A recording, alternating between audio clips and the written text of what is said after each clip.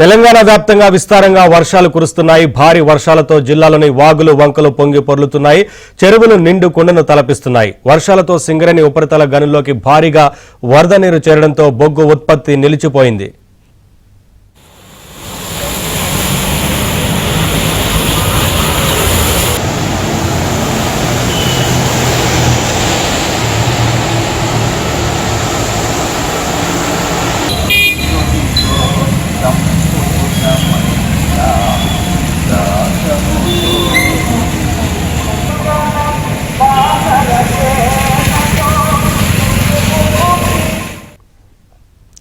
అటు హైదరాబాద్ ను ముసురు వేడటం లేదు. హైదరాబాద్ లోని పలు లోతట్టు ప్రాంతాలు జలమయమయ్యాయి. రోడ్లపైకి వర్షపు నీరు చేరడంతో వాహనదారులు ఇబ్బందులు పడుతున్నారు.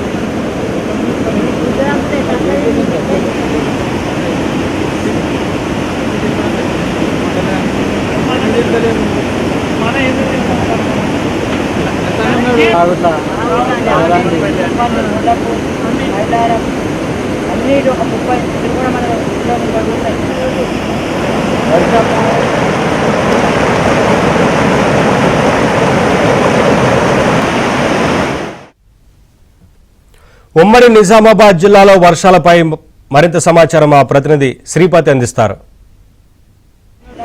ఉమ్మడి నిజామాబాద్ జిల్లాలో ఎడతెరిపి లేకుండా వర్షాలు పడుతున్నాయి. అలాగే ఒక మోస్తరు నుంచి భారీ స్థాయిలో వర్షపాతం నమోదవుతుంది. దీంతో ఇటు నిజామాబాద్ అలాగే కామారెడ్డి జిల్లాల్లో వాగులు వంకలు పొంగి ప్రవహిస్తున్నాయి. మనం చూస్తే ప్రస్తుతం మనం కామారెడ్డి జిల్లా మాచారెడ్డి మండలంలోని పాల్వంచ వాగు వద్ద ఉన్నాం. ఈపాటికే ఈ వాగులో నీరు పొంగి ప్రవహిస్తోంది. ఇది పై భాగం నుంచి వస్తున్న వరద. ప్రధానంగా ఇటు నిజామాబాద్ జిల్లాలో కూడా ఓ మోస్తరు నుంచి భారీ వర్షాలు నమోదవుతున్నాయి. సాధారణంగా ఈ సీజన్లో కొంత ముందుగానే వర్షాలు రావడంతో ఇటు వ్యవసాయ పనులు కూడా ఊపందుకున్నాయి. అలాగే వ్యవసాయాధారిత కార్యక్రమాలు కూడా జోరుగా సాగుతున్నాయి. అయితే ఇప్పటికీ ఈ వర్షపాతం 12.44 వర్షపాతం నమోదైంది. అంటే ఈ రోజుకి ప్రధానంగా ఇటు నిజామాబాద్ కామారెడ్డి జిల్లాలో కలుపుకుంటే 18 మండలాల్లో సాధారణ వర్షపాతానికి మించిన వర్షపాతం నమోదైంది.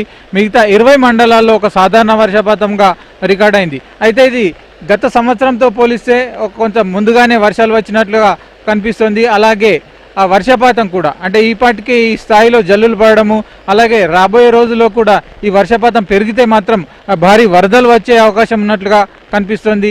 ఈ వర్షాలతో ఇటు నిజామాబాద్ జిల్లాలో అలాగే సిరికొండ, దర్పల్లి ఈ ప్రాంతాల్లో ఇద్దల్వాయి ఈ మండలాల్లో ఇప్పటికే వాగులు పొంగి ప్రవహిస్తున్నాయి. దీనివల్ల కొన్ని ప్రాంతాల్లో రహదారులపై నుంచి కూడా నీరు వెళ్లడం వల్ల రాకపోకలకు అంతరాయం కలుగుతుంది.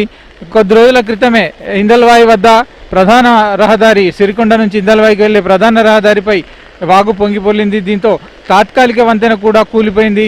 ఈ ఘటనలో 2 ట్రాక్టర్లు కూడా నీటిలో ఇరుక్కుపోయాయి, బురదలో ఇరుక్కుపోయి అందులోనే రైతులు కూడా చిక్కుకున్న పరిస్థితి నెలకొంది.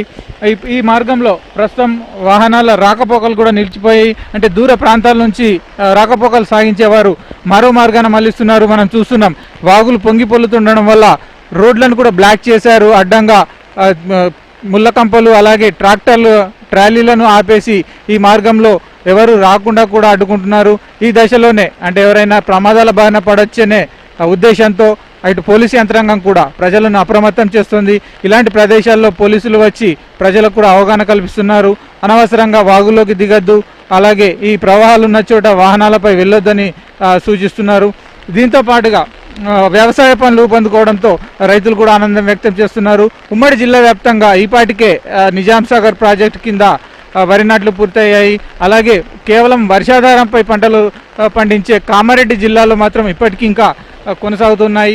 అయితే ప్రస్తుతం ఏదైతే ఇప్పుడు జల్లులు పడుతున్నాయో ఈ వర్షపు జల్లులు ఓ మోస్తరు వర్షాల కారణంగా వరి నాట్లు కూడా ఊపందుకున్నాయని చెప్పుకోవచ్చు.